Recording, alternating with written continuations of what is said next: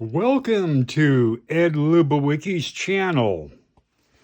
And I have decided to make a video now of the main subject of why I've never made it big at anything.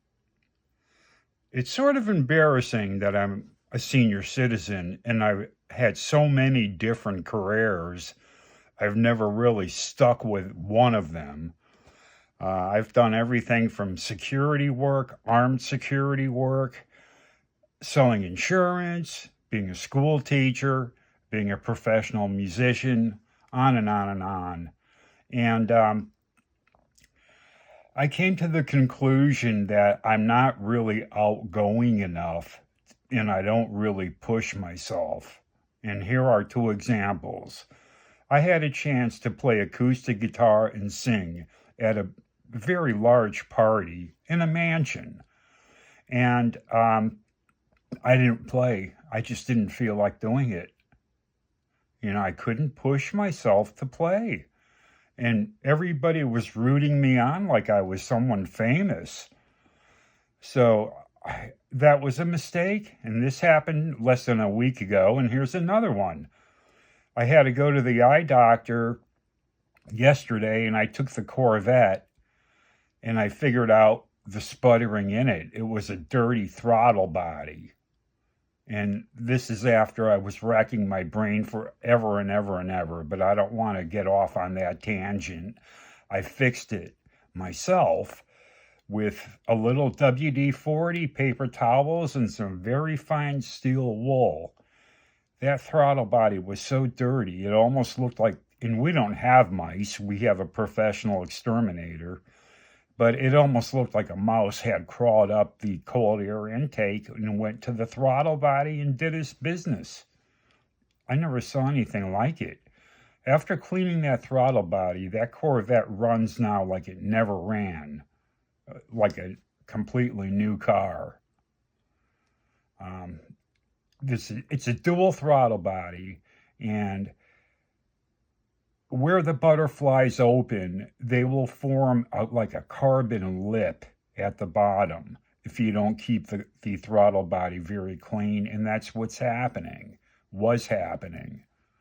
You give the car gas, the butterflies open, and they, for a split second, get stuck on this lip of carbon. Okay, so that cured that and it was free. How do you like it? I love it because it was an immediate brainstorm that was the problem. Okay, so you can see I digress a lot. Another reason why I never really made it. Um, when I went to the eye doctor, I stopped at this hot dog stand, because my wife and I used to always go there with our German Shepherd. And I stopped there to bring some hot dogs home, and I met this gentleman driving a nice Porsche Boxster S. And when I first pulled in, I was kind of like in a walking zone. So I backed up and I parked next to the Porsche and put my order in. On the way back, I met the gentleman who owned it. He was an airplane pilot. We spoke for a long time and hit it off really great. And I told him how much I respect the Boxster S over the regular Boxster. And he said, gee, I just spent $5,000 getting the dual clutch setup fixed. He said, it's like an airplane. Every time you turn around, you're putting $5,000 into the car.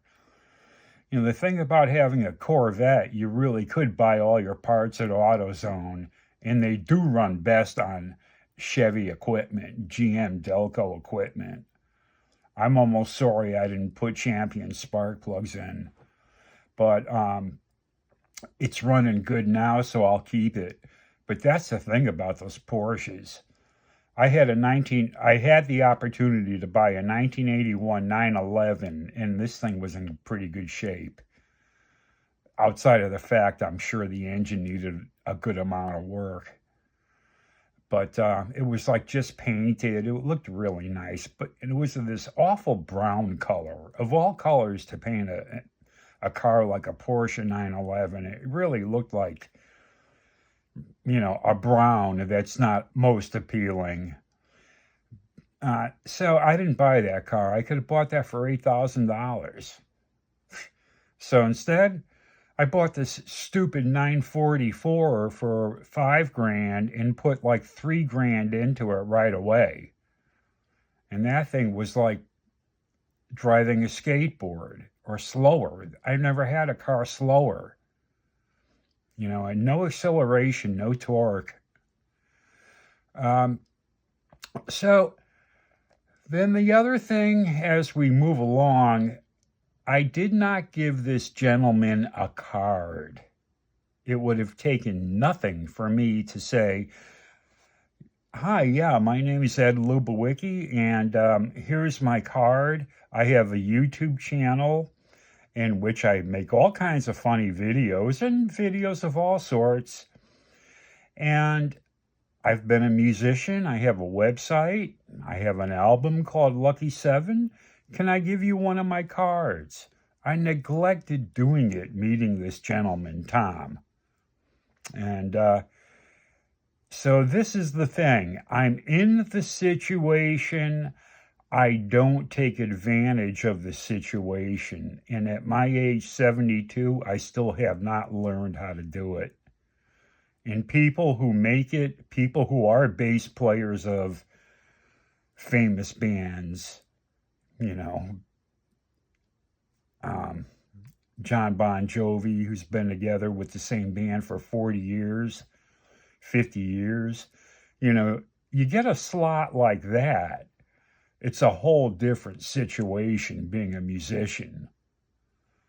You know, it would have been very nice to have met up with someone like that. One of the other problems why I never made it is my attitude. I never had a very good attitude. I always thought I could do something better than somebody else. And I never really wanted to listen to their whatever you had to listen to. And I found I had most conflicts with this kind of thing in the education business. You know, there are many administrators in education who definitely do not belong there. So I crossed paths with many of them, believe me. You know, you can't take somebody who's never been in a classroom. And I have experience teaching inner city, like New Haven, New York City, Waterbury. You can't take somebody who's never been in front of a classroom and make them the principal of the middle school. You know, that kind of stuff doesn't work. And it just makes everybody's job in life miserable.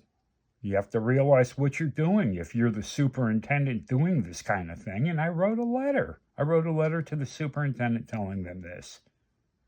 Okay, so needless to say, I don't really want a substitute in town anymore. And after a while, I realized I'm not really appreciated like I should, and I have better control than any teacher in this building over the classes, you know, and still the students felt comfortable and really did learn and taught me. You know, I am a good teacher. There's no doubt about it. But I think that's why I never really made it. I never ran the extra mile. When I didn't feel like playing, I should have played anyway and spoken up a storm and greeted people and passed out cards. I didn't do it. And I didn't even pass a card to this gentleman I met who's a pilot. And, you know, there's a lot of influential people around, but I think if you don't have a good attitude and you don't have a smile on your face, you're probably not going to meet too many of them. So that's my spiel. And you can see I did dress for the occasion.